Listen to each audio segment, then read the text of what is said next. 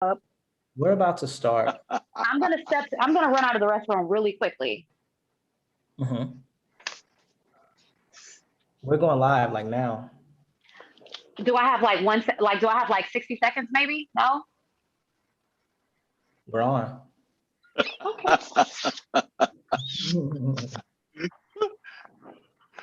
Um, so what I want to do, hey peeps, what I want to do is so that other link, I want to let the people know. Oh, yes. So I'm just going to let the people know that we are live. I'm typing it in the comments.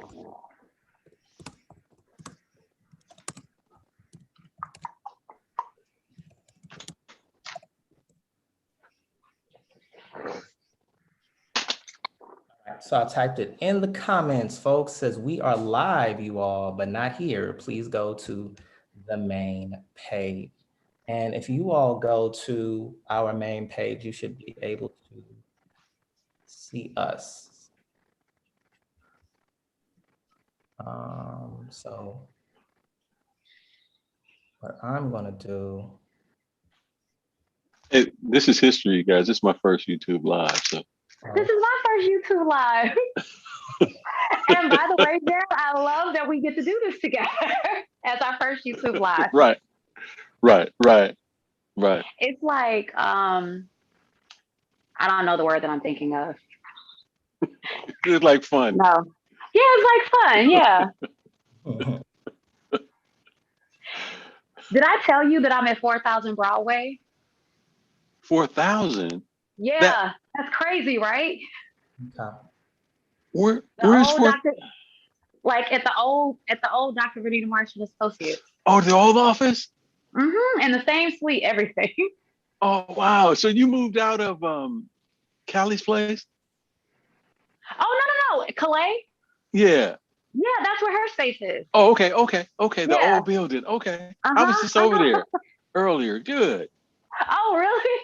Yeah. I wasn't in the building. You used to work over here. I was gonna say you used to work in this building too, right? Yeah. Okay. Good. You think you're getting them, Roger? Yeah, absolutely. Hey, what's up? Trail M, I see you. Trail here. And right now I'm just redirecting people. Hello, folks. I am redirecting people to where we are. I certainly appreciate everyone's patience. We are redirecting the people, getting all the kinks out right now. So, yeah, absolutely. Oh. You found it, Falana? Found it. Directing people. Hello, folks. I am redirecting. I can hear that. Yeah, I know. I'm muting it. I'm muting it. So you actually can see yourself? Yeah. I'm not trying to do anything like that. I'm just glad to be here. Hey, ABT, happy to be here. Hey, Tasha, how you doing? All right, we're going to get started real soon, beautiful people. Put the link on the main page. Someone says, I'm not exactly sure how to do that. The main YouTube page, you mean? We are here. And I am definitely multitasking, but you see our beautiful panelist ready to answer any and all questions you may have. Absolutely. We're going to get this thing started really soon. Really soon. Let me see what y'all talking about. Oh, hey, Jetty, how you doing? What's up, Bridget? I see you, or Bridget. And the fitness coach is here. That's right. The fitness coach is also here, which is a beautiful thing. So what you all can start doing is thinking of those questions and getting them in the chat. Right now, we are here to answer your questions for sure. Well, while you guys are getting your questions all sorted out, let me introduce our panelists, or the panelists can introduce themselves. Let us start with the brother. No, let's start with the lady right next to me. Miss Falana Randall, please talk to the people, tell them who you are and what you have going on these days. Hi, everyone. Hi, Awkward Black Tribe, and happy Friday the 13th. I'm so happy to be here, and I'm so happy for everyone's questions. My practice is in Oakland, California, and I pride myself on helping to heal the wounds of generational attachment trauma and empowering women and people of color in work relationships and life. So that's what I have going on. That's awesome. You have anything special lined up? Anything coming down the pike? Oh, actually, yes. So I am actually going to be doing another round of the She Group Self-Healing and Empowerment Group for Women of Color. I'm going to be doing that in October. And also I am offering again, and always, BLECA, Black Lives Empowered in Corporate America. It's a group that I offer to companies to their Black employees. Awesome. That is super dope. That is super dope. Any websites people can find you online? Psychology Today. Psychology Today. There you go. And Instagram. And IG. What's the IG? At Falana Randall _LMFT. There you go, for sure. At Falana Randall. Hey, we got a brother here too for the brothers. What's up, Mr. Chambers? Hey. If you guys, hey everybody. I did an interview with thanks for. And now here he is. What's up, Gerald? What do you have going on, sir? Hey everybody. I want to thank you for having me, Roger. Hi to the tribe. Hey, I got a telemedicine practice here in Oakland I've had going for a couple of years. You can catch up with me on my website, geraldchambers.com. And I do a couple of things. I work with families and individuals and couples in my private practice. And then I'm also a member of the Alameda County Fatherhood Initiative. And we're trying to prevent infant mortality and keep fathers in the home, help dads get the skills that they need to be good dads and be good partners and have better relationships. That is a beautiful thing. So that's me. That's right. And so if people need some therapy, what do they dial in if they want you? They don't want someone that looks like you. Just geraldchambers.com. Just do that. Just hit my website. I don't do much social media, but if you go there, you can catch up with me. Okay. And I should also. You getting a little bit sketchy. 2-week domestic violence psychoeducation groups for men who are mandated into treatment for spousal battery or domestic violence. Okay. Your video is a little bit disruptive, but you said you have a class that you teach. And geraldchambers.com is how people should reach out to you should they want you. Yeah. Okay. Yeah. And Falana, for you, it's Psychology Today, right? Yes. Okay, for sure. All right. So we are about to get this thing started. Once again, please put your questions in the chat right now.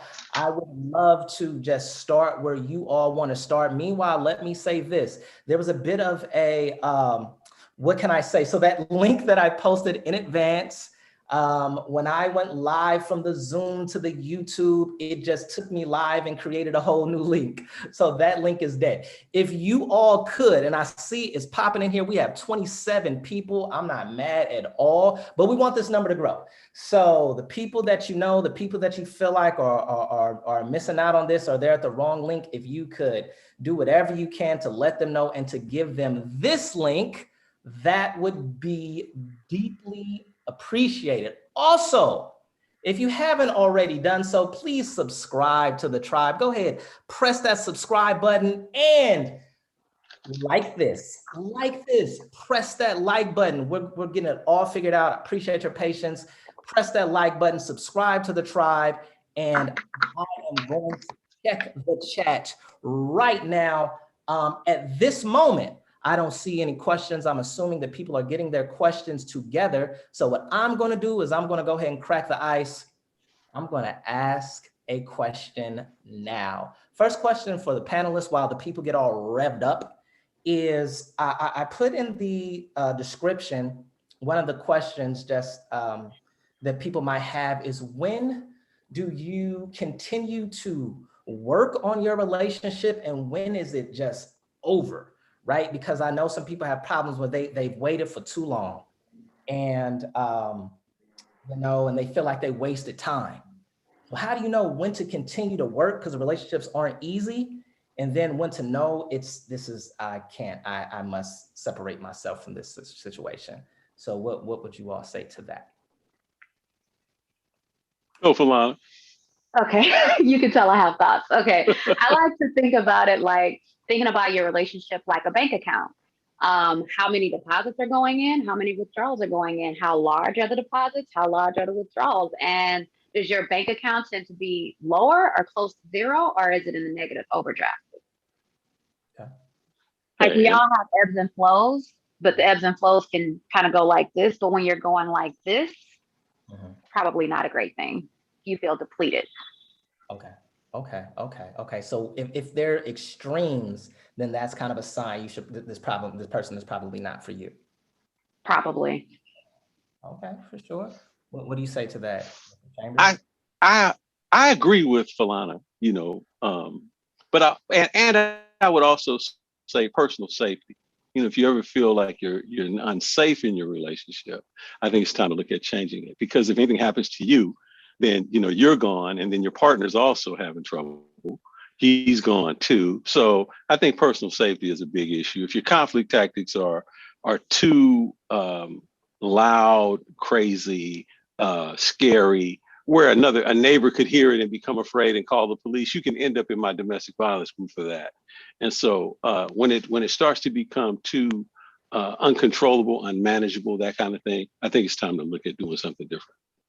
Okay, for sure, appreciate that. So now people are ready. I see people in the chat, they are posting things, and I see the first question that I see is from Miss Marissa Robinson. Hey, Marissa Robinson, how you doing? Marissa Robinson asked, she says, good evening to the panel. And what is generational trauma? That's what Marissa Robinson wants to know. What is generational trauma? And I have Brigitte with a question next. Go ahead. I have thoughts, but because you let me go first, Gerald, I'm going to let you go if you have thoughts. Well, the multi-generational trauma that I work on is what happened to African Americans in the United States with chattel slavery. A wound was created within us and within our relationships when we were separated from each other. Slavery existed for as long as we've been on the planet. But what was different about American slavery was that large numbers of people were moved away from different continents, and also bred and sold. And that created problems for us that have never really been addressed in the United States. We're given 40 acres and a mule, but the psychological damage that resulted from that has never really been addressed. So that can be carried forward. That can be, you're only as good in relationships as the relationships you've been in. If you've had some sort of big T trauma, murder, rape, abandonment, slavery, that kind of thing, that really needs some attention in order to not pass the behaviors that may have served us during that time to keep us alive, but now we're in a different time, and those same behaviors might not be helping us. So multi-generational trauma, attachment trauma is what has happened to us from being torn away from each other in slavery and other relationships that we might have. Okay. That's the way I see it. For sure. What thoughts do you have on what generational trauma is, Falana? You took the words right out of my mouth, Gerald. I'll piggyback though, and I'll say something about generational attachment trauma, especially like since you brought up slavery. I'm like Kenya Barris. I'm like, slavery is the North Star, right? Like we can usually trace it back in the United States. And so thinking about like it brings to mind families being torn apart during slavery. Men of the family, husbands, fathers being humiliated in front of their wives and humiliated in front of their children, and how destructive that can be to a man's self-esteem and sense of self-worth, and how difficult it can be to respect that, going forward, and how painful that is. And then if you just think about the ripple effect of those families being torn apart, that humiliation, that devaluation that just continues to go on in society and the way we experience it in our relationships. And then oftentimes the way it shows up in all these other inappropriate ways that cause more generational attachment trauma going forward. What? Go ahead. I was gonna say one other thing too. And even when you turn to a system to try to get help, a lot of times we're blamed for the problems that we have, and the system doesn't really recognize that a lot of the problems that we have result from our history in this country. And so it's not what's wrong with you, it's what happened to you is the question that we want to answer, to be trauma informed clinicians. Okay. It makes me think of like trauma being like a scar in a tree. Everything just grows around it. Did you say a scar on a tree? A scar in a tree, or scar on a tree. Everything just grows around it. Okay. Interesting. I want to add a little bit to this question. I know we have more questions. Shout out Bridget. Bridget, I'm gonna get right to you, I promise. But wow, to start there, what is a major way that you as therapists see that generational trauma manifest itself in our Black male-female dynamic? Just one. So I put a lot of space. Oh my goodness, I could list, but I'm going to keep it really simple. But one thing I'll say is this imbalance of the polarities and energies between the masculine and feminine. Like, so basically what that means is like sometimes, unfortunately, because of what I just said, men not feeling secure in their masculine energy and how that manifests in, like, you know, how they tend to sometimes act out against the relationship, and how women can feel pressure to unfortunately be the man in the relationship. Okay. How do you see it, Gerald? You have anything to add to that? Just basic distrust. Okay. You know, I'm going to be hurt in this relationship. And I would say, you know, trauma, a lot of times trauma results from our relationships with other people. And we actually need people to get over trauma. I have to turn back into the very thing, a relationship that may have hurt me in the past. So trust is a big issue. Okay, for sure. Appreciate that. All right, for sure. I want to remind the people that are just getting here, share the word, log in from your cell phones and your iPads as well. We want to blow this thing on up. Shout out to you all. I see Jamie in the chat. I also see Unlearning with Ajwa. Follow her YouTube page. That is dope. So I want to now remind people, go ahead and smash that like button, smash that. And if you haven't subscribed to the tribe, subscribe to the tribe. And we have Bridget with a question. And Bridget wants to know, is it okay for me to suggest to someone that's been incarcerated for a long time that he should wait on a serious relationship and go to therapy first? Is it, what was the word you said? Is it what to suggest, or is it okay? Is it okay for me? Is it okay for her to suggest to someone that's been in prison for a long time that he should go to therapy first before he pursues a serious relationship? Is it okay for her to make that suggestion? I would ring the bell 1000% yes. I think how you frame that is really meaningful, because you don't want to come off as being imposing or, imposing or demanding, but essentially creating a boundary and exercising a sense of empathy for that really intense transition that person just experienced. Because, when you're institutionalized for a number of years, it changes your mindset. It changes your sense of development depending on how young you were when you were initially incarcerated. Okay, for sure. What do you think about Gerald? I know you deal with this a lot, Gerald. Well, the thing, sometimes therapy doesn't help the situation. It doesn't necessarily mean it's going to help. It all depends, it all depends on what therapist you go see. That's a good point. That's a really solid point. Can I say something real fast? I know you're a professional in this regard, but I've been a Black man for a long time, right? What they tell us is that when someone's in a rough situation, depression, prison, no matter where it is, it's just like, bro, you need a woman to get your life together. Like that's what they tell us. Like you need a woman to set you straight, bro, and get you together. together. I mean, that's what I was told. Like, I wasn't not the prison piece, but like, period. Just like, if I was ever in a rough space, it was just like, you need a woman, and period. Like, that's where we're taught that that's where you start. And I know Falana is not feeling thoughts. What's happening in the barbershops and the domino games. That's just the conversation that happens. Gerald, it sounds like you kind of still subscribe to that. Like, you feel like it's not necessarily a bad thing for a brother to get a sister straight out of a bad spot. Well, wait. I'm not going that far, right? What I'm saying is you probably need a reparative relationship of some sort. It can be with another man. Most people are never going to see a therapist. If you can see a therapist, you're pretty lucky. Even if you got insurance, right? Right now, there are people on waiting lists that can't see therapists with insurance. So if you can see a licensed clinician, you're pretty lucky. Most therapy is going to be provided by just regular everyday folks. Somebody that listens to you, somebody that can hear you. You know, a 12-step meeting or something like that. So you don't necessarily have to see a therapist. And it really does depend on, all therapists are not created equal. They all can't be Gerald Chambers and Falana Randall. Some of them are at the top. Now, Falana, you made this face when I said a brother should, encourage. Yeah, because that's a slippery slope, because that becomes one-sided and it becomes too easy for a dynamic to become codependent.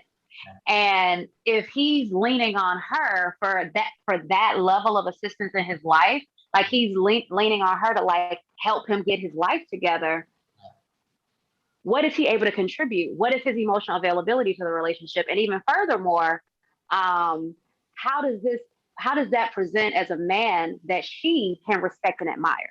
If she's looking at the man in front of her, he has some level of like, you need to build him up, and that creates more of a teacher, like a mentor-mentee dynamic, which tends to be more codependent.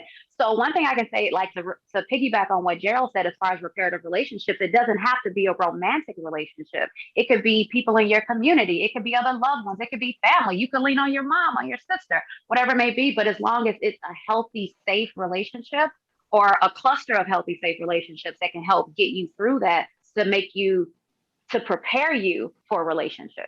Okay, I got you. And I should also say that there is an entire movement around sisters that are like, we are not your mules. We're not here for that. So I'm their mascot. I'm being silly. You don't want to work when you go home. You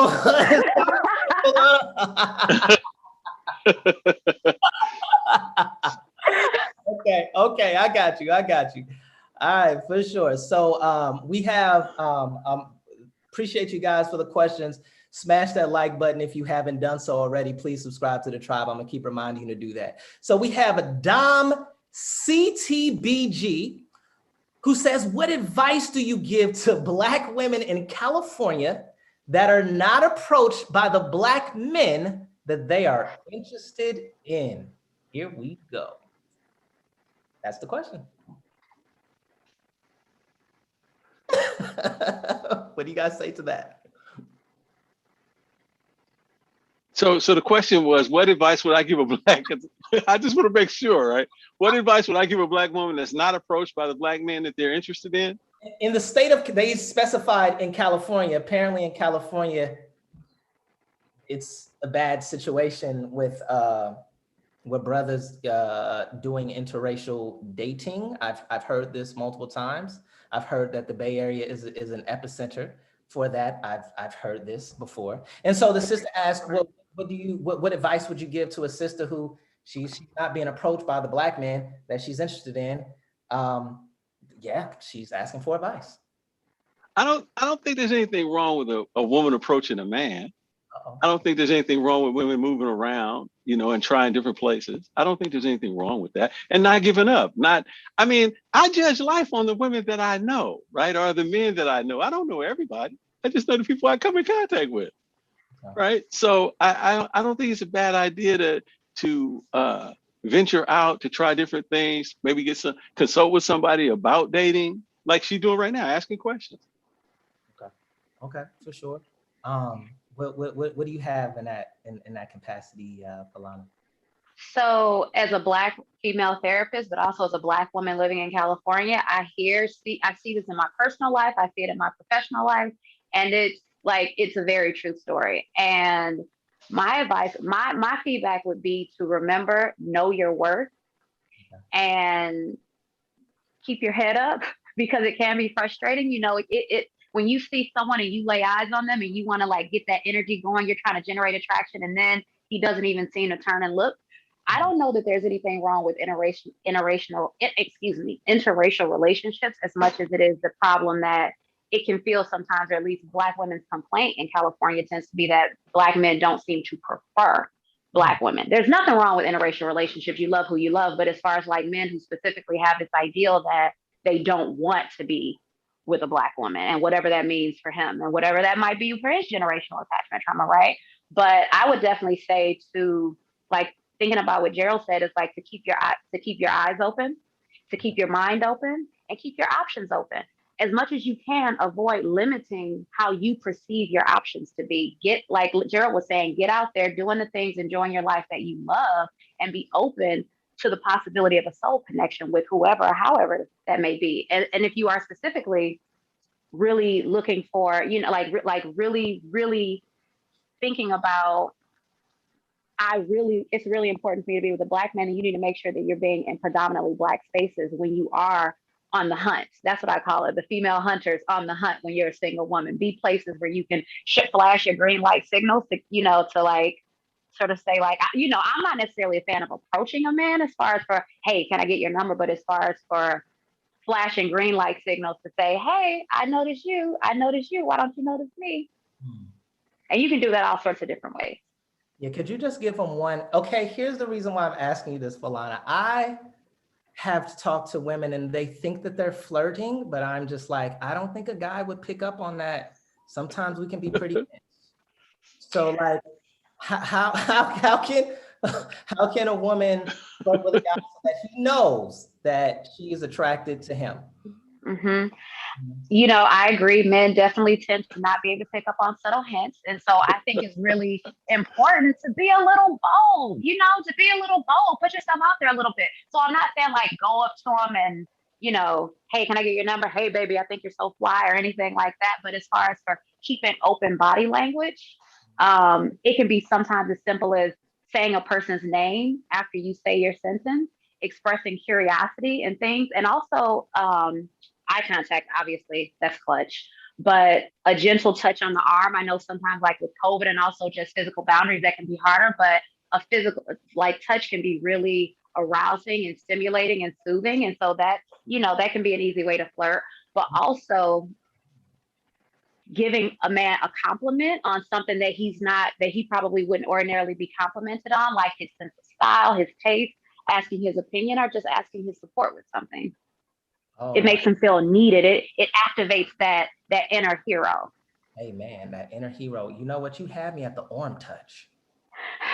I think most times, like, because I'll be working. Mm-hmm. A nice little squeeze, a nice little gentle squeeze, like, oh, okay. Better stop. Okay, so be a little bold. Be the lioness. Be the lioness. Be the lioness. Okay, for sure. We are up to 40 people. We're up to 40 people watching right now. Appreciate you guys. Spread the gospel. Spread the gospel. I appreciate everyone for your patience and finding us. Okay, we have some great conversation. We have a great conversation going on here. And we have a question from Trell M. And the question is, I am an adult male, and I find that I have problems with intimacy. I experienced prolonged childhood trauma, but I don't want to use that as an excuse. So I think that Trail M, if I can rephrase the question, okay, he says more down here. What are some practical steps that he can take to develop healthy attachment and healthy relationships? So Trail is a male, he's experienced some trauma, and he's having problems with intimacy, and he wants to know some practical steps that he can take develop healthy attachment and relationships. But I guess to help him deal with the intimacy issue, what are some things that Trail can do? Thank you, Trail, for that question. Thank you for being honest and trusting us enough to share that question with us. So, yeah. A lot of the men that I was going to say, a lot of the men that I work with have intimacy problems. And one of the things that kind of contributes to that is the belief that I can only be intimate with a woman. Mm.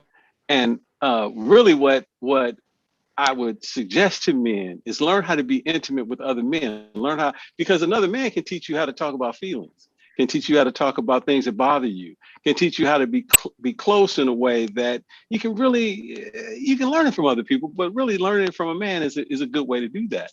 And then when you feel comfortable in a relationship, it doesn't have to be with a lover.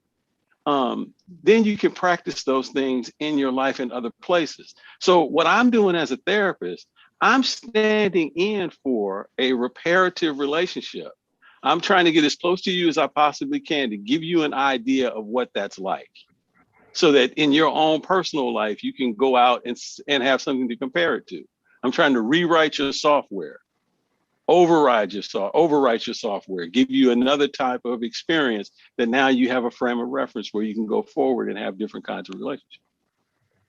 Okay, for sure. What do you, what would you say to that, Falana, about a male having intimacy issues? But real fast, Gerald, it sounds like what you stated here and you said before is that intimacy isn't always sex. It isn't always right. It's right. So some of the men that I work with, intimacy is a problem because the closer they get to someone, the more uncomfortable they get. Okay. And so what we're trying to do in the program that I work in is we're trying to give men an opportunity to get close to each other so that they can reestablish and relearn how to be close.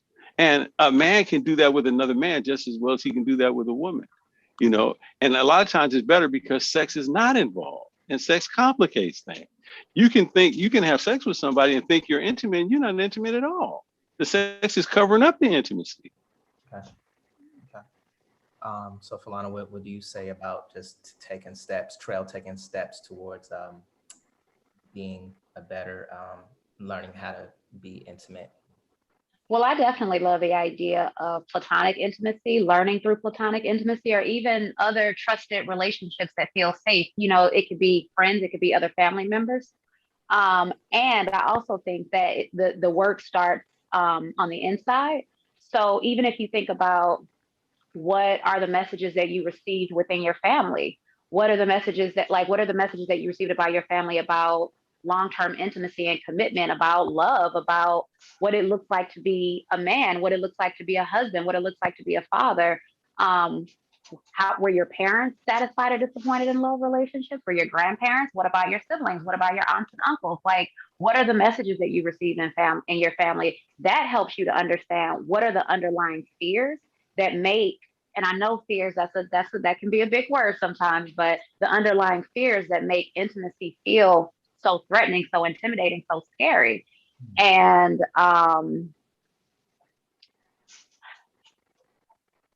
confronting those fears. Okay. And then, I'm sorry, excuse me. And, that's what I wanted to say. I lost my train of thought. Also accepting that all forms of intimacy are risky. And so you may feel disappointed, but you can start off by experimenting with lighter forms of intimacy with safer people in your life. Okay, for sure. Appreciate it. As I get to these questions, unlearning with Ajwa says, how do we create safe spaces to communicate? How do we create safe spaces to reconcile how trauma affects one another, like in a relationship? I kind of remixed her question, but it says, how, if you're in a relationship, how do you create a safe space to whereas you can like reconcile how traumas have affected you? That's how I'm understanding the question. Yeah.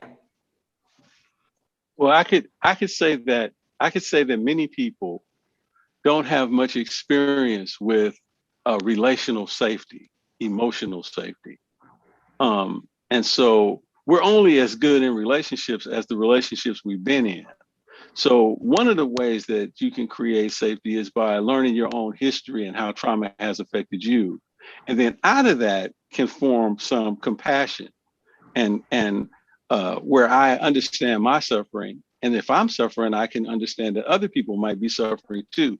And that I think can be the basis of recognizing that we need to have safety in the relationship. I think that's the number one thing people need in order to be better in relationships is just a sense of safety.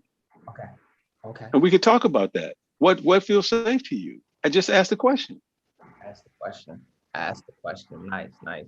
What do you think about that, Falana? Excuse me, but I didn't completely understand the question. Would you mind repeating the question again? Yeah, so the question was, how do you create safe spaces to talk about how trauma has impacted you in a relationship, like with your partner? I guess it's previous past traumas. How do you create a space within your relationship to talk about it? I think you start out small. I think you start out with the little things. And I also think you start out with lots of self-reflection and introspection, because again, it starts the work is internal, figuring out what's happening for you, and you can do that in all sorts of ways. But I think identifying your own previous wounds, that's important, but also accepting what those previous wounds are, remembering that your trauma, your hurts may not be your fault, but your healing is your responsibility, and it's your responsibility to do whatever work is necessary in order to heal that, so that you can be better. Healthy self equals heal thyself. Okay, for sure. And then I have a question from, speaking of trauma, from Love the Way. From Love the Way, she says, what do you suggest for a couple that was brought together through a trauma bond? I don't know exactly what a trauma bond, I guess the same thing happened to both of you, I guess. I don't know what a trauma bond is, but the question is, what do you suggest for a couple brought together through a trauma bond? I would suggest that they both get very committed to doing their own individual work. Mm. And if possible, again, like Gerald said, you are very fortunate in this world if you have the opportunity to sit down with a therapist, because not everyone has that opportunity. Most of us don't get that experience to get that type of intimate connection and the resources that you have to have. But I think, but if you are so fortunate to be resourced enough, it would be important for both partners to be committed to their individual work as much as they are committed to one another, but also be committed to some degree of conjoint work, like some sort of thing that you do, some sort of rituals that you create that will create more of a healthier foundation to build upon. Okay. As opposed to being stuck or being overly preoccupied with things that happened before, and having a very vulnerable, transparent discussion about, or excuse me, having multiple vulnerable, transparent discussions about what those previous experiences may have been, and as things are coming up. Okay, for sure. Respect. Thank you all. Thank you for that. People, go ahead and hit the like button. I'm gonna keep reminding you, hit the like button and subscribe, please. We have all type of dope content that's gonna come down the pike. I am searching through the questions and I see this question from Spoken Wisdom. And Spoken Wisdom says, what are your tips to get through heartbreak after a long-term relationship that took more than it gave? I'm going to say that again. What are your tips to get through heartbreak after a long-term relationship that took more than it gave?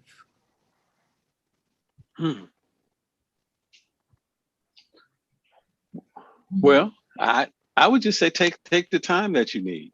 Mm-hmm. Take the time. Don't rush into anything. Mm-hmm. It's kind of hard to sit with your own suffering, right? Mm-hmm. But that's really what we have to do, sit with our stuff a little while at least to kind of process what happened. A lot of times we want to race into like fixing it or changing it or making it better. before we really just like sit with it and accept that this has happened and you're not dead, you're not going to die from it. The feelings are overwhelming. Who wouldn't want to feel better? But there is some value with just like sitting with it and processing it with someone, being able to talk about what has happened. And don't just rush in. Don't rush into another relationship. Don't make any real big decisions. Just take your time. You'll kind of know when it's time to move on and do something different. It's okay. We don't always feel good. And relationships do come to an end, right? I agree. I would say give yourself ample opportunity to grieve. So often we don't allow ourselves an opportunity to grieve. We have this tendency where we rush romance. We live in a society that says in order to get over in order to get over someone is to get under someone else. And that's just not a healthy way to do it, because oftentimes you end up taking that baggage into another relationship. And so again, being committed to your own work, and also avoiding rushing romance, allowing yourself to go to the natural trajectory of a relationship, as opposed to just rushing through. And again, once you get to that point of healing, allowing yourself time and space, or more time and space, to do a relationship inventory, to figure out what exactly it was that happened in that situation. What are the raw spots that allowed you to be vulnerable enough to be to engage in that self-sacrifice, that codependence, that people pleasing, whatever that was, whatever that thing is that you feel like your partner gave more. I'm sorry, your partner took more than took more than they were able to give. What allowed you to be vulnerable to that? Because that's some sort of self-sacrificing, people pleasing, codependence, something. Okay, for sure. Awesome. Man, appreciate getting a lot of free game. A lot of free game is being dispensed right now. We have Ty Brazil, who says, I got married at 16 and divorced at 30. I'm now 32 and did the healing, etc. I feel like I'm ready to start dating again, but I don't go out to clubs or parties, etc. Where should I start? So Ty Brazil, she's married at 16. She got divorced at 30. Now she's 32. She wants to get back in the game, doesn't know where to begin. What would you all suggest for Miss Brazil? Go ahead, Falana. I was going to wait on you. Okay, well, I would say go you for not looking for a relationship or looking for true long-term partnership at a nightclub or a bar and places like that. There are a number of places you can go, but honestly, I think that we all need to remember that the world is your hunting ground. When you are a female hunter, when you are a lioness, a single woman in the world, you are a female hunter and the world is your hunting ground. So whether you're at the grocery store, whether you're walking down the street, I don't know what kind of area you live in or what type of people or things you may be exposed to, but there are always events, meetups, things that you can do that allow you to meet people. And ultimately, when you enjoy your life doing the things that you love and move your heart, you're more likely to meet someone that has similar interests and passions as you. The world is your hunting ground. I like that. I like that. The world is your hunting ground. Boy, oh boy. Okay. And you know, I think the internet makes the world a smaller place. I'm sorry, Gerald. I was going to say that the internet makes the world a smaller place. Oh yeah, and I think relationships are about attraction and not promotion, right? So, like doing the stuff like Falana's saying that makes you feel good about yourself, that you like, makes all the difference in the world. That's when you're most attractive, is when you're having a good time. Mm-hmm. Your party doesn't have to stop just because you're not with anybody. Seriously. Look, if your party's not bumping for you, why are you going to ask somebody to join you? So get your life going the way you want it to go. Okay.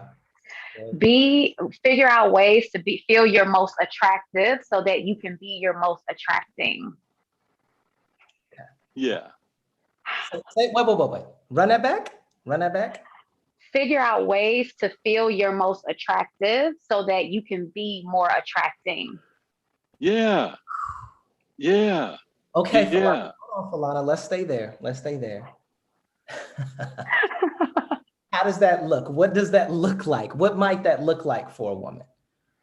That could start actually And this is gonna sound a little like this is gonna sound maybe a little weird, but being attractive starts with, how do you feel attracted to yourself? How do Hmm. you feel? How do you feel that you love yourself? Like, how do you feel that you pour into yourself? So even if you think about just making sure that your home space is what you want it to be, how would a person walking into your home perceive you? And how do you feel when you're sitting in your home? Does it reflect the feelings and the aesthetic that feels truest for you? Like, it starts with you. It always starts with you. And so that's your home space, right? So then you think about the vessel itself and how do you present when you go out? If you are a single person, are you presenting yourself in a way that will be the most attractive, or or can attract the type of partner that you would be interested in? Because everybody's not attracted to the same thing, right? We have all these weird ideals about beauty standards, and we won't even get into what that can look and feel like for Black women, right? All these mixed messages about self-worth and beauty standards and that kind of thing. But ultimately, how do you feel the most attractive? How do you feel that you are embodying the woman that you always wanted to be, so that you can attract the man you've always dreamt about? Hmm. I, I I would also say, like, what do you do well? What, Mm. we know what's going wrong and what we don't do so well, but we got to figure out what we do well and do that. Do that, because that's when you're gonna feel your best. That's when you're gonna look yourself your best and be most attractive to other people. When you're doing stuff that you actually can do, you do well, and you enjoy it, that sort of thing. Hmm. Okay. Okay. Okay. All right. A lot of righteous stuff going on here. So Falana is getting love in the chat. Someone said Falana needs to teach lioness workshops. So That's what I say too. Well, you know what? COVID, everything's been on hold during COVID. okay. It's been on hold. Like, I would love to do a single ladies in the Bay workshop, and I've been intending to, and COVID has had that just like, Yeah. thank you. But wait a minute, Alana, you used to do a workshop, right? What was the workshop you did? Oh, I do. Well, I do What was the women of workshop you color. used to I do, do women Alana? of color workshops. Like, oftentimes the workshops or the groups that I do tend to be around, you know, gender and racial microaggressions in the workplace and in life, things like that. Like I was saying before, the She Group, self healing and empowerment group for women of color, and the Single Ladies in the Bay workshop. I am actually intending to do that sooner than later. But I'm waiting for everyone to be safe, because I really don't want to do that virtually. But now that we're talking about this, I'm thinking it might be worth it to just go ahead and do it virtually. The world may be ready for that type of workshop. Like, in my mind, I feel like I would prefer to do it in person, but hey, maybe that's just not where we are. We're not there yet. And and, But, and wait a but minute, COVID and won't wait a stop the minute. show any You longer. gotta you also have a book coming out, right? I do. I'm working on finishing it. It's not quite where I wanted to be yet, but I'm getting there. I'm getting there. This is Okay. encouraging. Hey, the tribe can help you if you all are ready to go to Falana's Lioness workshop. Go ahead, put something in the chat if you are ready to go to If Falana. you're ready to roar, If you're ready to if roar, you're ready to roar, get holla at her. to how to roar. Go ahead and drop something in the chat if you are ready for that. Okay, for sure. So speaking of which, Naziah wants to know, I hope I pronounced your name right, Naziah Whitson.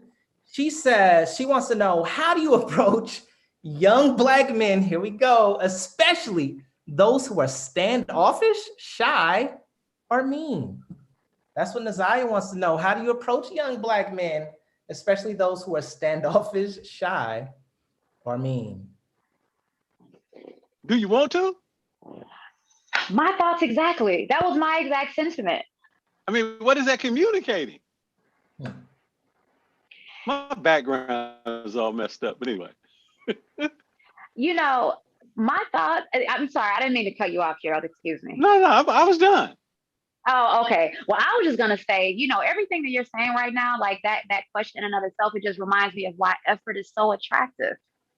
Like effort from a man is so attractive. It makes you, there is something very special about being pursued in a very meaningful way that makes you feel special and beautiful. And I think, ultimately men want to experience the hunt. Men want to experience deep, meaningful connection. And a man that is shy or reserved or mean, oh goodness gracious, mean.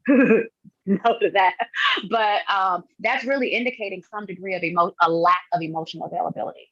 And from that the beginning, it really sets you up for how the trajectory or the path of the relationship could possibly go, even in some circumstance where you were able to generate attraction and reel his attention in.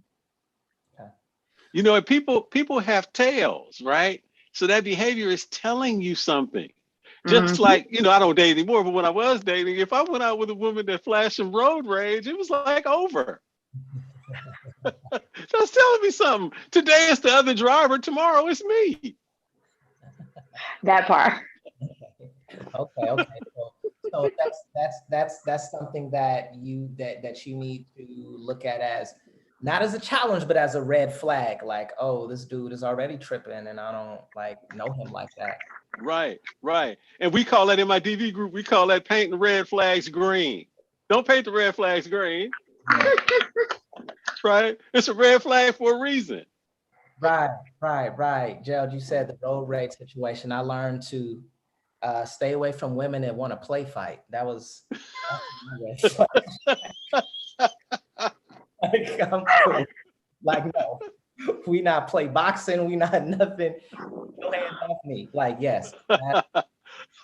Red flag. Oh, she's aggressive. And violent. Okay, so listen, people are ready for that workshop. Falana, Chris B says, let's do it virtually. Don CTVG says, let's do it. Tasha's like, let's go. I'm ready to roar.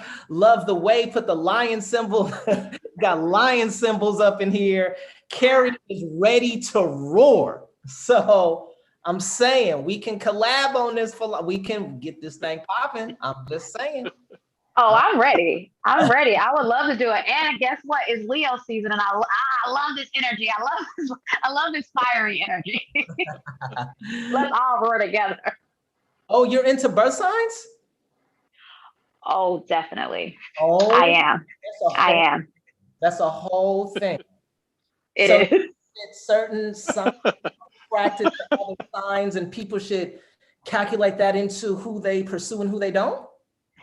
I wouldn't say that you should, but I wouldn't say that you should, but I would say that if that's something that you believe in strongly, then that may be something that you might want to honor. But I definitely don't think that it would be in your best interest to pass out on a meaningful connection because they're not the sign that you think that they're supposed to be.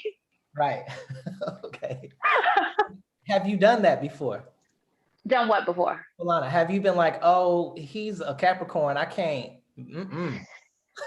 You know what? It's interesting that you say that. I won't say that I have, not to that extent, but it has before in the past given me pause. Okay, I'll think about that. I don't know how compatible we'll be, but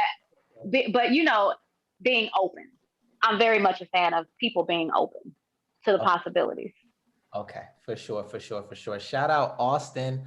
Austin says, in my experience, the Black men have gone above and beyond and make things work emotionally, financially, etc., only to have the Black woman leave and abandon the relationship. Austin, okay. That's what Austin says. Austin says, how do these men move on emotionally and not resent all Black women? What was the first part of that? Austin says, I am going to repeat this. In my experience, the Black men have gone above and beyond to make things work emotionally, financially, etc., only to have Black women leave / abandon the relationship. How do these men move on emotionally and not resent all Black women?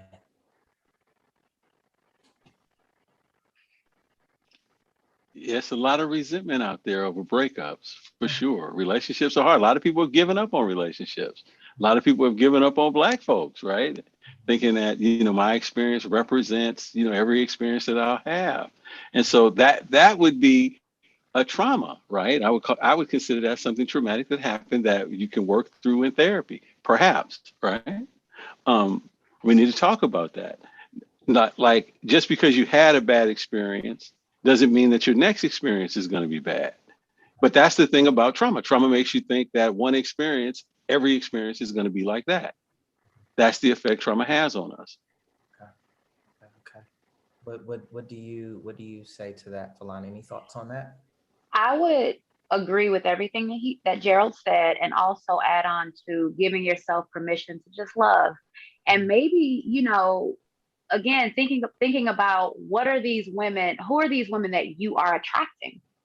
What energy are you putting out that makes your energy more attractive to women that are willing to try to use you and then abandon you, that keeps perpetuating or reinforcing that negative narrative that you have about women, or Black women specifically. um and I would also say that it might be meaningful to try to bridge some more relationships with platonic, in platonic connections with Black women. Okay. And how might that help? That could help because it gives you a sense of, if these are women that you respect, you tend to appreciate how they move, how they handle themselves in their own relationships based on whatever it is that you know. You can get insight into what ways you may possibly be giving just a little bit more of yourself to someone that may not have earned that level of access to you. Okay. So again, going back into the self-sacrifice, the people pleasing, really understanding the difference between healthy interdependence and codependence. Okay. Okay. Okay, for sure. Appreciate that. Want to take the time and remind everyone, go ahead, hit that like button, please. We have 45 people watching right now. Appreciate that. Please spread the word. A whole bunch of free game going on right now. We have Gerald Chambers. Look him up, geraldchambers.com. He is available for virtual therapy. He's also got a workshop, and Falana Randall on Psychology Today. Look that sister up and book her as well. And she's got a book coming out, and maybe a Lioness workshop is coming soon also. So go ahead and like that, smash that like button, please. And I see a question that just popped up in the chat. Oh, well, Austin has a follow-up, and then let me scroll on back. Shout out, love the way says, one woman is not all women. That's what she says, Austin. Love the way says one woman is not all women, right? So one woman doesn't represent all Black women. What are you about to say? I was going to say, like, one of the ways that trauma affects us is that we will begin to judge each other the way the dominant society judges us. Like I meet a couple of women, and I think all Black women are that way. It's like I can carry a stereotype forward, and that would be a pretty good reason to get into therapy and work through that, right? Because, like she's saying, all Black women are not the same. Have I dated all Black women? Okay. Or just the ones that I know? Okay, for sure. Solid points. So solid points. So there's that. I see people that struck a nerve with some folk in the chat and into that sentiment, like one woman doesn't represent all women. I will say this, maybe it's more than one woman in his case. I'll say this from the male standpoint, whatever these Black men you see representing and not appreciating Black women, that's not all Black men. I'll say that as well, right? I love sisters. I know Gerald loves the sisters too. And so, let's not generalize either way, okay? Right. For sure. So bam, what do we have? I am looking for, how do we, well, Austin, the follow-up. I forgot to get to the follow-up. Here it goes. Austin says, how do we establish platonic relationships with Black women? That's what he says. How do we establish platonic relationships with Black women? You know, here's something. I recently had a conversation with my daughter, right? And she said, Daddy, you know, black men don't, she said this. She said, sometimes I think that black men, when they think about friendship, they think about friendship with other men. They don't think about friendship with women. Mm, You know, how mm. to be a friend to a woman, right? Right. That's an interesting comment that she said, right? I don't, you know, that's her opinion, right? But I know that I try to help. You know, we're talking about relationships between people of color, right? And we really do need to take the time and the care with each other because we've been through so much stuff, right? We really do need to be friends with each other and be able to understand that we're all injured, right? It's not a thing of I'm okay, you're not okay. It's I'm not okay, you're not okay, and that's all right. We go from there, right? There's something going on with both of us, right? And it helps for me to go through my stuff and understand that I've got some issues, and if I got some issues, there's a good chance that the next person has some. That to me is like starting out being a friend, right? Do less harm, Okay. have some compassion. Okay, for sure. Valana, do you have any tips as to how a brother could establish platonic friendships with Black women? Well, I guess I would say, how do you establish relationships with anyone else? I think Gerald's daughter makes a really good point that men don't necessarily see it in that way. And oftentimes, I won't say oftentimes, too often, men have a tendency to sexualize platonic relationships. Or even if it's not the man, it might be the woman. Maybe she's having some fantasies. Maybe he's having some fantasies. And, you know, when you add in that degree of sexual tension, it's really difficult to enjoy the friendship on a platonic level. But I would say that learning how to do that and getting tips, getting support, like Gerald said, relying on your community, relying on the village, because it really does take a village, can be helpful because ultimately you need that friendship as a core piece of your relationship. You need that fun, you need that freedom. You need to have friendship with your partner. And so it's best to start understanding how to establish platonic relationships with women before you even really consider, or excuse me, at least before you truly think about having a relationship romantically with a woman. Not to say you can't, I'm just saying that you kind of need that skill in order to have an intimate relationship, because if you can't be a good friend to this woman, then you're not going to be able to be a good friend to your partner. You know, I would add something about trauma. Trauma, one of the big effects of trauma is it makes me reject a part of myself. You know, the part of myself that didn't respond properly in the situation. And I judge myself on today's knowledge rather than what I could actually do when the situation happened. So I'm having a hard time being a friend to myself. I got a dark side that I haven't even explored, that I'm scared of. And I may be entering into a relationship with another person to help me avoid looking at my dark side. And then when I get in that relationship, it pops up. Hello, can we get some attention? Right? And I'm wondering why my relationships are coming undone. Whoa, wait, hold up, man. Hold up. Trauma makes us what part of reject ourselves? That's a part of ourselves because it hurts. I got some stuff I don't want to deal with. I got some stuff I don't want to think about. To think about it is to relive it. I want to avoid it. If I feel bad about myself, who wouldn't want to get high? Who wouldn't want to have sex? Who wouldn't want to gamble? Who wouldn't want to overeat? But in all of that, there's a part of me I'm rejecting. And it is actually the gateway to a better relationship. Explore that. It's got something to teach you. How to be a better, more humane human being. How to be a friend to somebody. Be a friend to myself first. Okay, heat rocks. Okay. Wow, that's heavy. That's real heavy. Okay, man, it's getting thick up in here. Okay. To that end, Jamie said, in regard to establishing platonic relationships with Black women, she said, just talk to us. Stop trying to have sex. That's what Jamie said. Okay. That's a really good point. That's such a great point. Shout out Jamie. Okay, is game going on in the chat as well.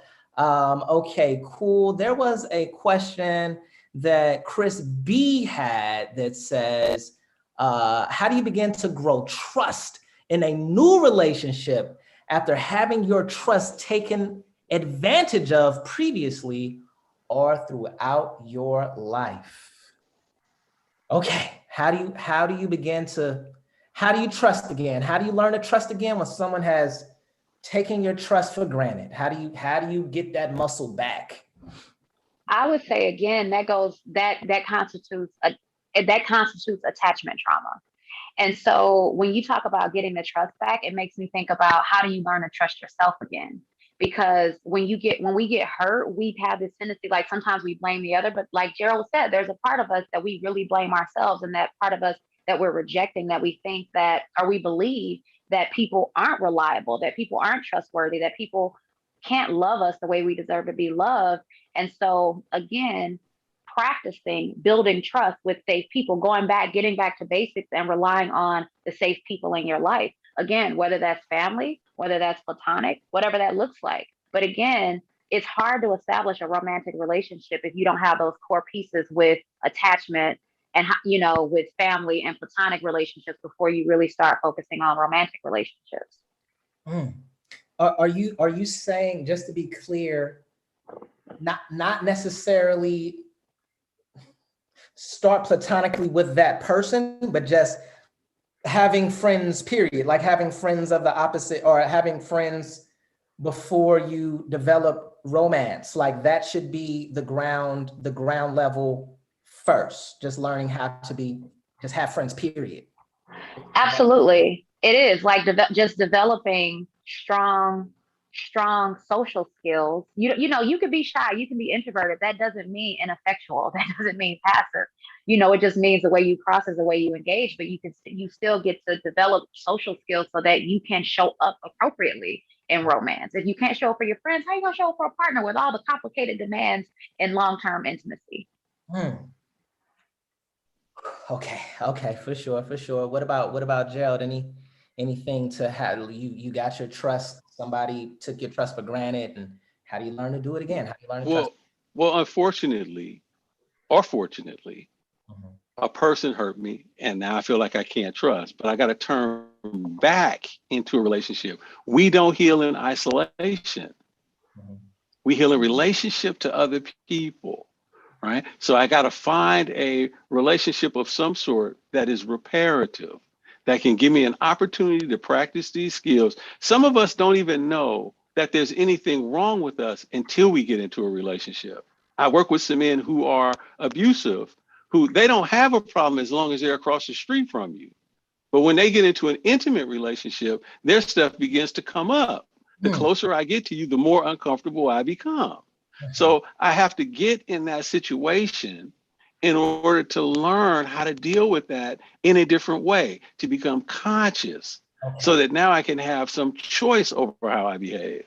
Okay.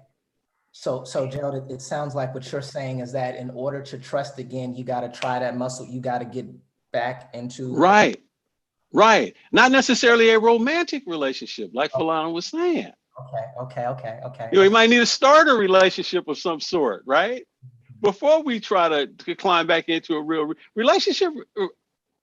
Romantic relationships are difficult. They're very challenging. We might need a relationship a couple of steps down from that first.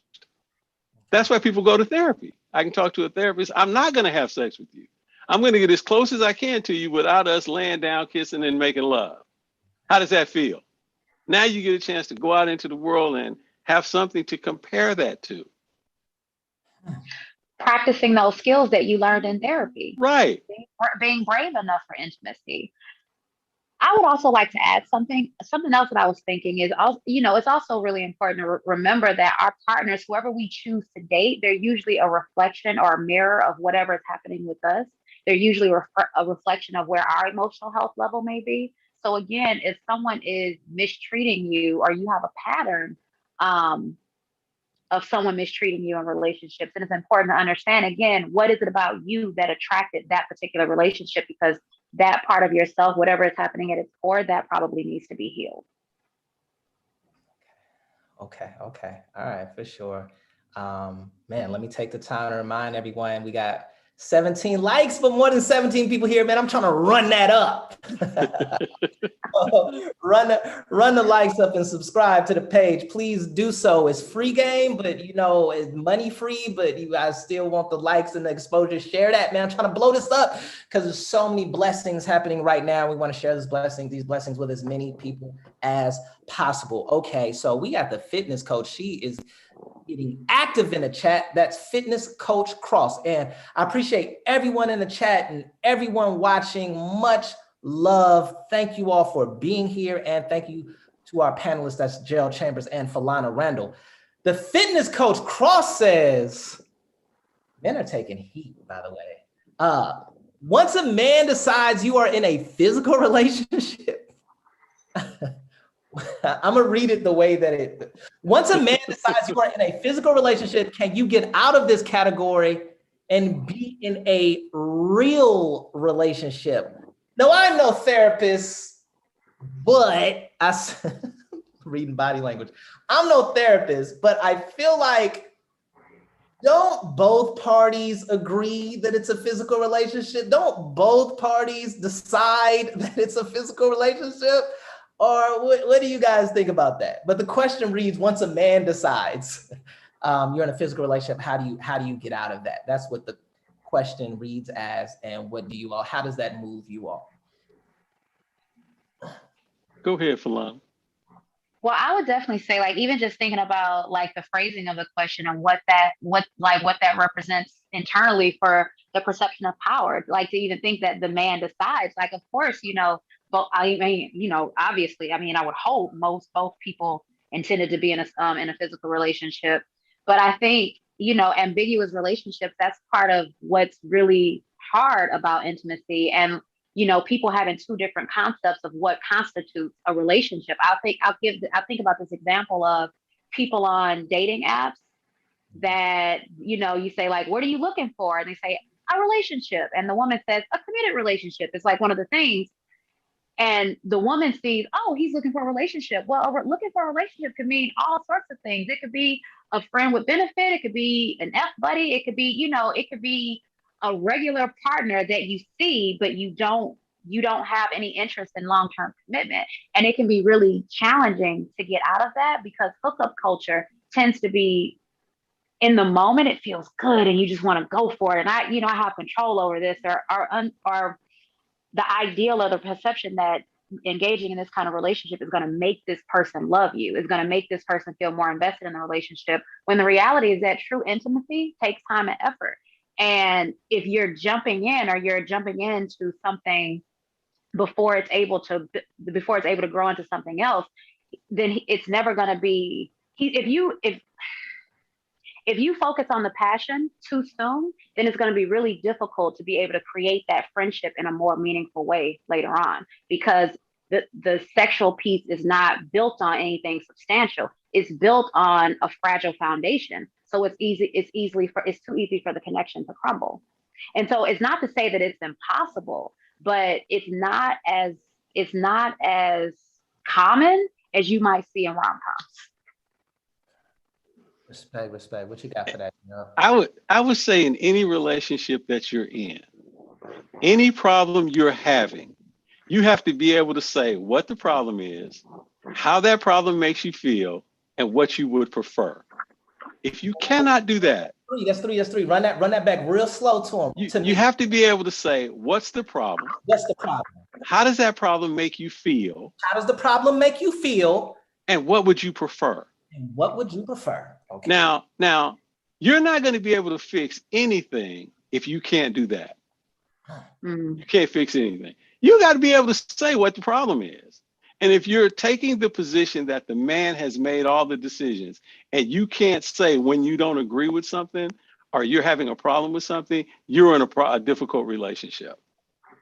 You're a hostage. Whoa. You're a hostage. And I don't mean to be critical. Mm-hmm. In a real relationship, I should be able to say that I'm having a problem with something or I need something to change. That doesn't mean that it's going to change, but at least I can say that. And if it doesn't change, then I have to make a decision. It's on me. It's not on It's not on anybody else. And I have to remember that I train people how to treat me. If we look at the infant mother relationship, the mother can tell the cry of the infant, oh, his diaper's full. He needs food. He hurt himself. She knows. Daddies know too, but daddies don't spend as much time. But my point about it is that in that relationship, the infant is teaching the mother. And the mother is also teaching the infant. All of our relationships are like that. If you're not teaching your partner, if you're not learning from your partner, then that relationship is not very satisfying. And it's probably not sustainable. So I got to be able to speak up when there's a problem. Right. And that goes back to our first thing of safety. Is it safe enough for me to say that I got a difference of opinion with you? Ooh.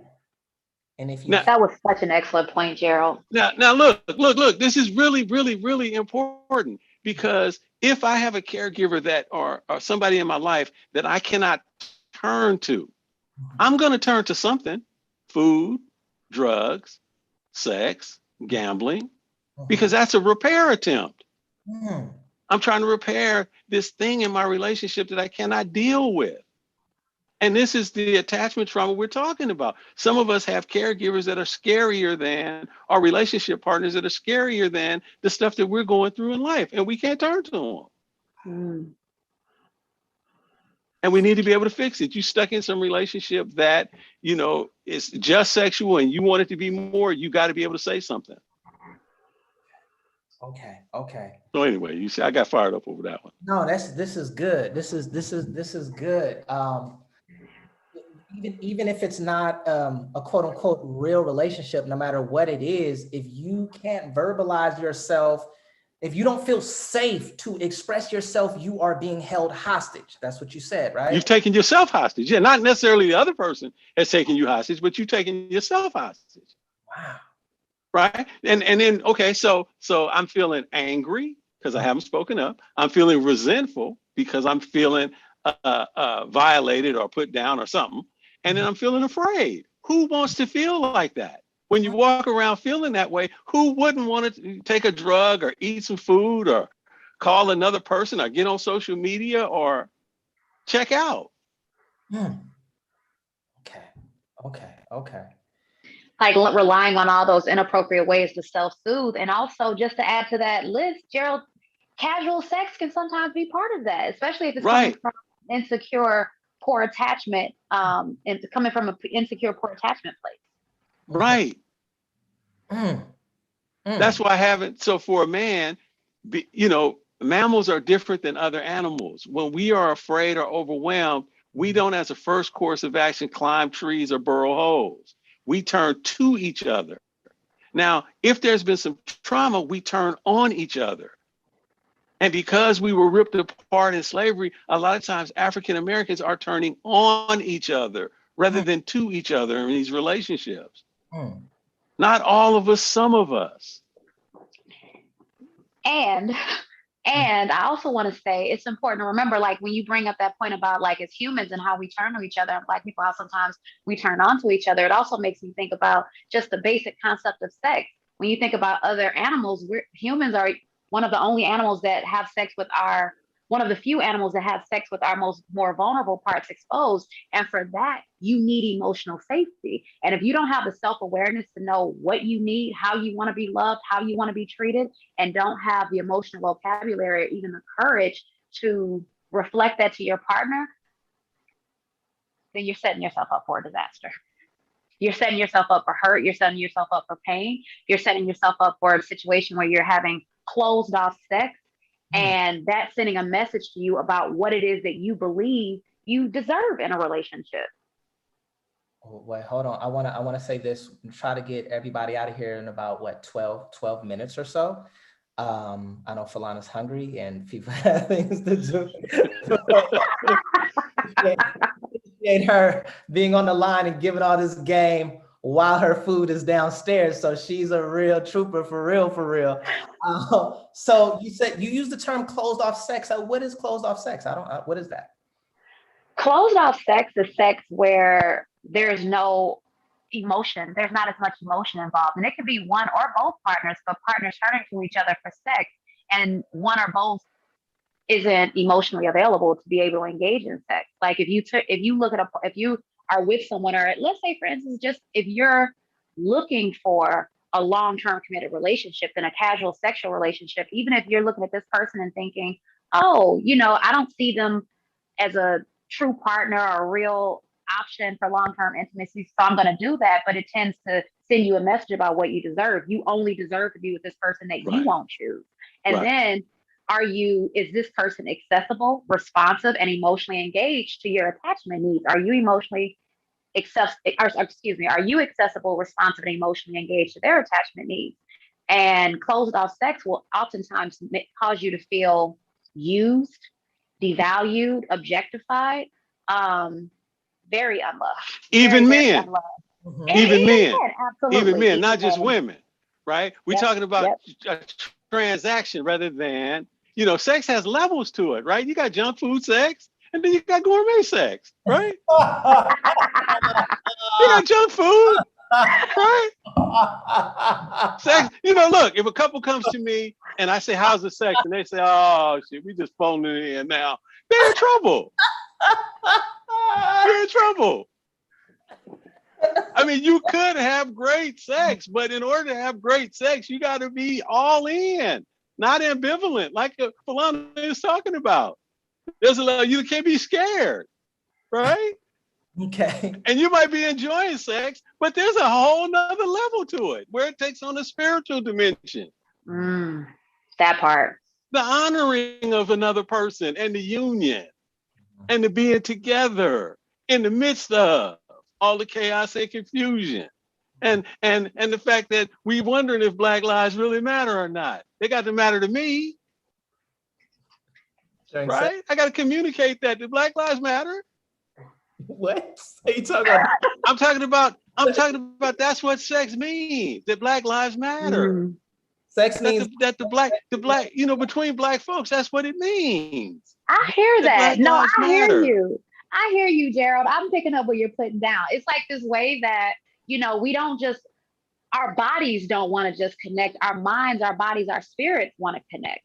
Right. And and when we engage in sex, and when we engage in sex, because sex is a very spiritual experience. It's very awakening. It's very enlightening. It's very uplifting when it's done under proper circumstances. And again, when you allow your mind, bodies, and spirits to connect and enjoy it and celebrate it in this beautiful way, it contributes so much to the collective. It contributes so much more to the community, to the village, to society, because people see what you represent and what your relationship represents for all of us.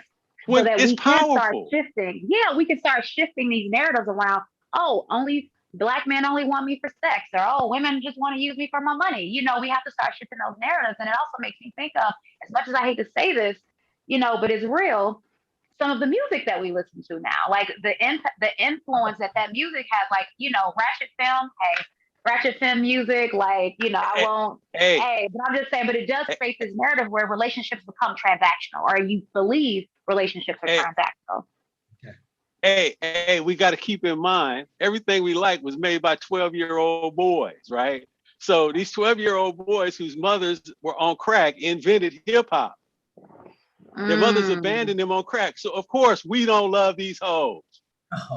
Of course. Of course. The misogyny is deep. The trauma tears us apart. We don't just like Black, but we don't like women, period. But Black women being the specific trigger of that first attachment wound, or one of those first attachment wounds, being abandoned, being mistreated, being devalued by the person that society tells you supposed to love you and treat you and like rock with you the hardest through any and everything.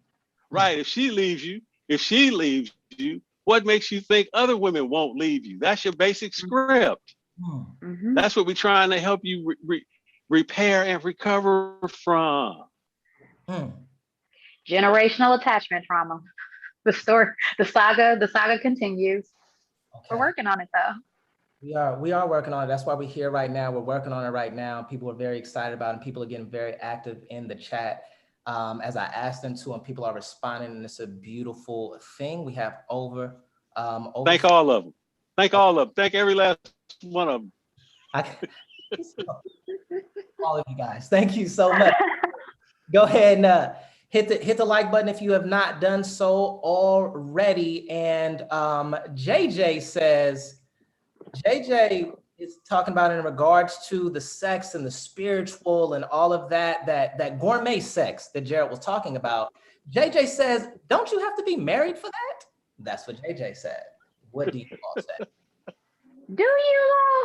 Yeah, do you? Do you?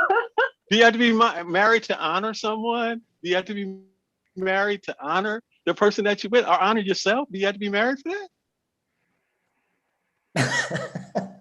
I don't know. I don't know that you have to be married. I think that, again, everyone has their own values, right? Everyone has their cultural values, religious values, whatever that may be. But one thing I can say is, like, as long as you're honoring each other, committed to one another, mind, body, and spirit, that's how you get the gourmet sex. I don't know that you necessarily need marriage for that.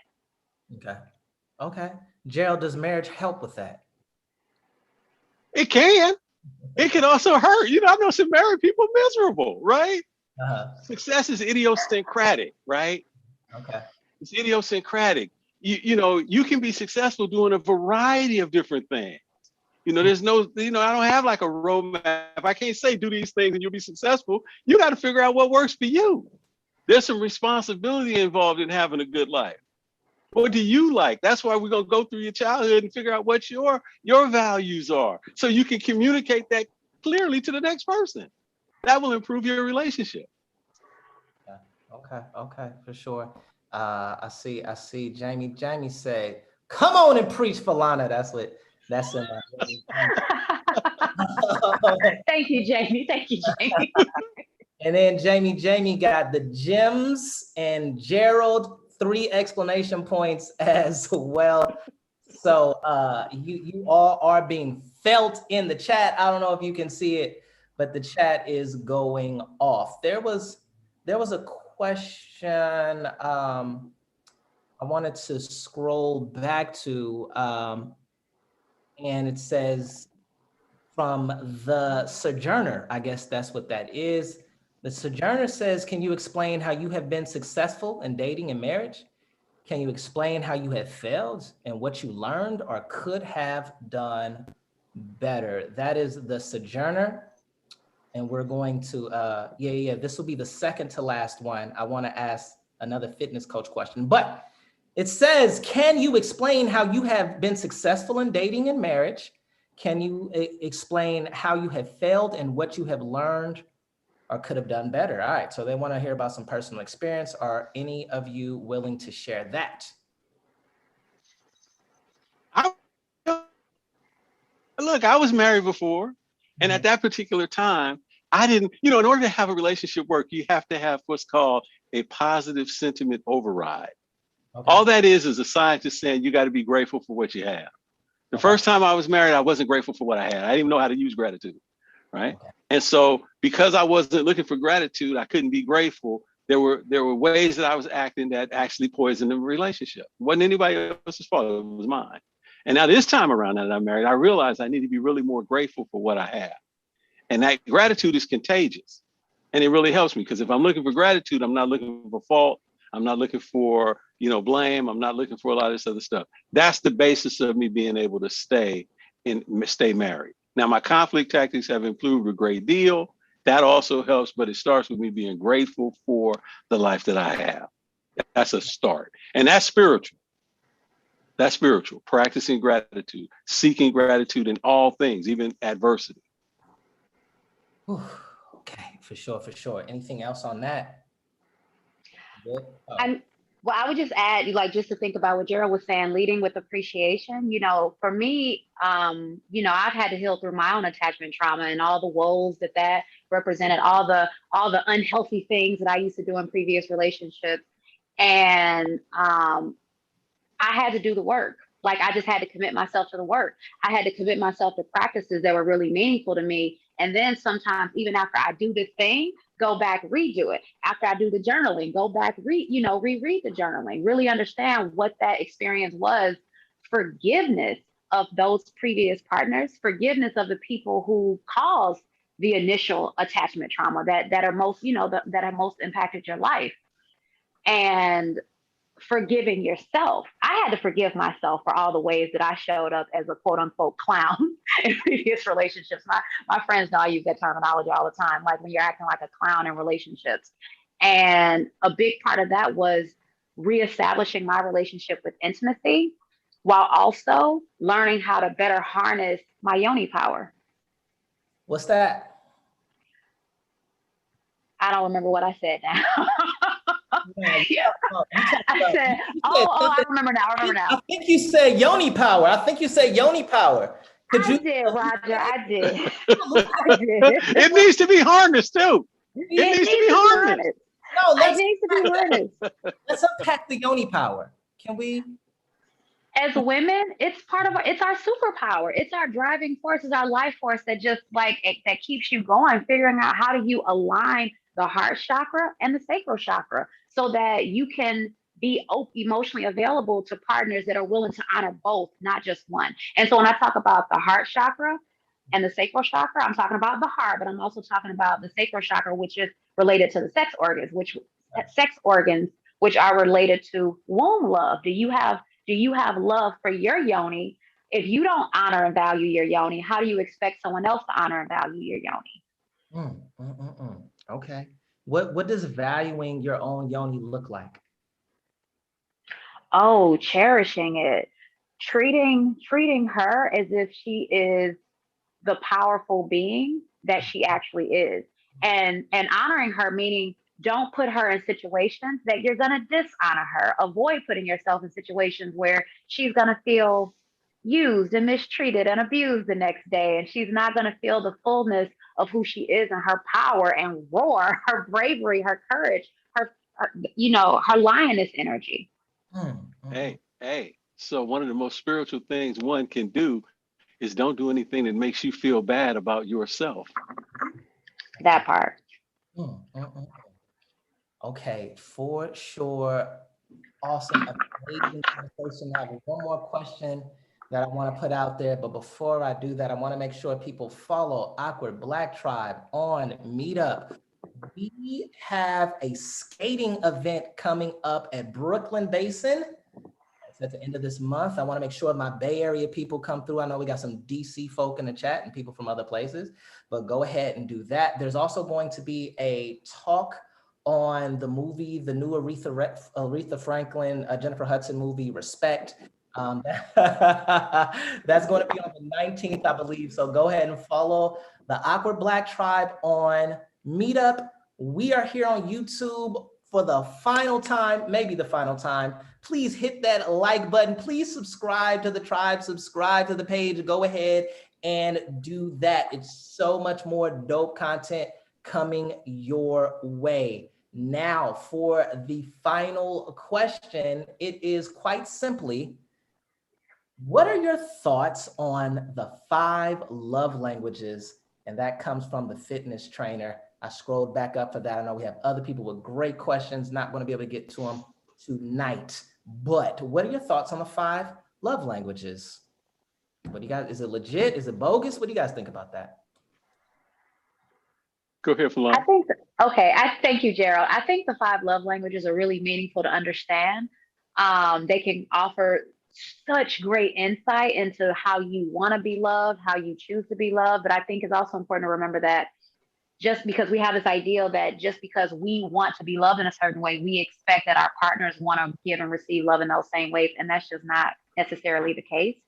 And also remembering that love languages really show up better after the relationships move past the infatuation phase. In the beginning, everyone's, you meeting person's representative, everything's fun, everything's fuzzy, like you're having all this great time, you're having all this great sex. And then when life starts to happen, when things start to calm down, that's actually when the love languages really become more powerful and more meaningful, because the excitement and the shiny brand new has worn off. Okay. Ooh, the shiny brand new. Yeah, That's we that's the yeah, infatuation phase. yeah, It's yeah. turning brand new. And we do that in all relationships. You buy a new car, it smells good for 6 months, and then after that 6 month period, you're ready to look for another one, right? So we habituate. And when we jump from good experience to good experience, that's called being on a hedonic treadmill. And so Falana's saying something really important. What are you going to do when the shine wears off? What kind of skills do you have? Then you better have some love languages, right? When you get into that problem solving stage, where you got to manage your conflict tactics, where you got to speak up when you don't like something, Smart fighting. when you can't lie to yourself about it, right? You need to say something. So that's when we need love languages. All right, for sure, for sure. So how, well, we said it before, we have some people that came in late to the chat. I appreciate you all. I appreciate everybody for being vulnerable and people that shared these very deeply personal questions and concerns. I honor you and I appreciate you all for trusting us enough to share those questions. You all are amazing. Thank you so much. And so let me ask you all if you could share your information. What you got some new fans. You guys have a lot of new fans in the chat. And a lot of people want to keep this going with some professional work. So if you all could remind people for the final time, how might they be able to reach out to you if they want to get some therapy? We can start with Falana. So I'll say you can always find me on Psychology Today or Therapy for Black Girls. Okay. And Psychology. Go ahead. What are you saying, Gerald? I was going to say the same thing. I'm also on Psychology Today, but you can just type in geraldchambers.com and get to my website too. Okay, for sure. So Psychology Today for both of them, geraldchambers.com for Gerald, and Falana had another, Therapy for Black Girls. Is that what it's called? Therapy for Black Girls and Psychology Today. Therapy for Black Girls and what's up, Falana? I was just gonna say you could also just type my name into the Google machine. Okay, go ahead and type. That's Falana Randall. Falana Randall, Randall. And that's Gerald Chambers, Chamber as well. I appreciate you all for having this discussion with us. I appreciate you all for the fellowship. Oh my goodness, I appreciate Falana and Gerald. They are so busy. They have so many things going on. Make sure you look out for Falana's book. It's going to be coming very, very, very soon. And Gerald always has righteous things happening. Thank you all so much. Peace, tribe. And another one. Peace. Bye, you guys.